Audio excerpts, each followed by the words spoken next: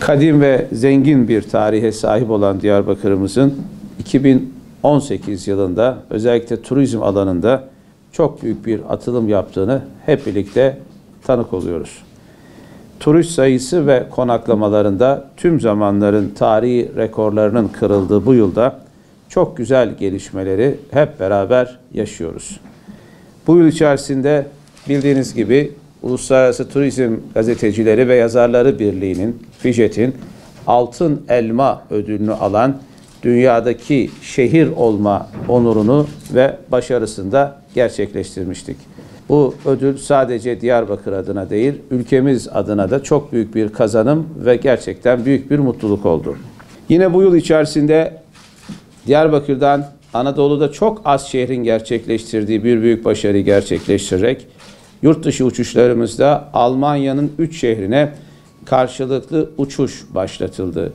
Dün yaptığımız toplantıda aldığım rakamlara bakarak ifade etmem gerekir ki %90'lara varan bir doluluk oranıyla gerçekten bu Diyarbakır'a güvenimizin, Diyarbakır'ın gücünün ve Diyarbakır'ın potansiyelinin ne kadar büyük ve bu anlamda zengin olduğunu da ortaya koymuş oldu.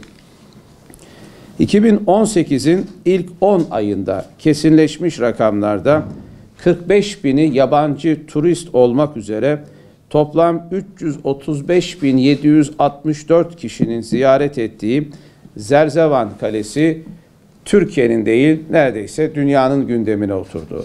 Arkeolojik geçmişten bugüne kalan ve dünya arkeoloji tarihi açısından çok önemli bir merkez olan Zerzevan Kalesi'nde bu yıl ve gelecek yıllar bu sayının çok daha üstüne çıkacağımızı, özellikle kültür ve arkeoloji tarihinde çok önemli bir kazanım ve merkez olan Zerzevan Kalesi'nin ziyaretçi sayısının 2019'da çok rahatlıkla 1 milyonu sadece Zerzevan Kalesi'de aşacağımızı sizlerle paylaşmak istiyorum. Bildiğiniz gibi Sayın Bakanımızın Zerzevan Kalesi ziyaretleri sırasında kazı ödenekleri noktasında da 1 milyon Türk liralık bir ödenek tahsis edildi ve valiliğimize aktarıldı. Diyarbakır'ımız Türkiye'nin 7. turizm merkez, Güneydoğu bölgesi açısından da taşıyıcı ili oldu. 2018 yılında Diyarbakır'ımıza gelen turist sayısında bir önceki yıla göre şu an itibariyle ilk 10 aylık verilerde tam %57'lik oranda bir artış sağlandı. Turizm profesyonellerinin rağbet gösterdiği, Kültür ve Turizm Bakanlığımızın himayelerinde düzenlenen ve İzmir'de gerçekleştiren Travel Turkey fuarında bu sene 6-8 Aralık 2018'de gerçekleşecek bu fuarda Diyarbakır'ımız partner il olarak seçildi.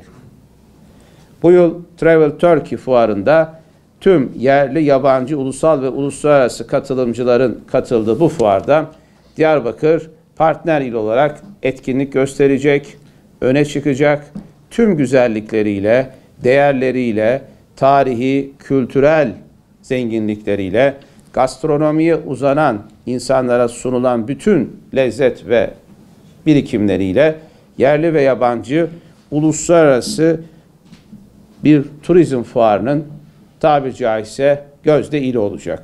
2019'da özellikle peygamber makamlarımızın bulunduğu, büyük bir ilginin ve rağbetin konusu olduğu Eğil ilçemizin Staslav denilen ve artık dünyada sakin şehir konseptiyle öne çıkan, çok fazla edinmesi ve elde edilmesi mümkün olmayan ama Eğil'in konumu gereği hakikaten kazanımı hak eden potansiyeliyle bu markalaşmayı sağlamak istiyoruz.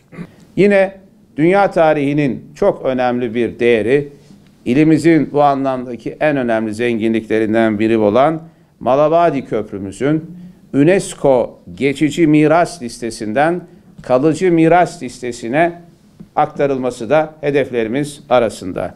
Türkiye'nin sayılı, modern, gerçekten çok işlevsel ve güzel havalimanımızın bugün yolcu trafiği açısından 12. sırada olduğunu ve yıl sonu değerlendirmelerinde ilk 10'da tamamlanacak bir ivmenin sahibi olduğunda büyük bir keyifle paylaşmak istiyorum. Yine 2019'da özellikle UNESCO kalıcı miras listesinde yer alan insanlık tarihinin çok büyük bir zenginliği, surlarımız, Hevsel bahçeleri ve Ulu Cami dahil bütün inanç ve ibadet yerlerimizin bu bütünlük içerisinde profesyonel bir bakışla Diyarbakır üst başlığıyla tanıtımına ağırlık vereceğimi ve vereceğimizi ifade etmek istiyorum.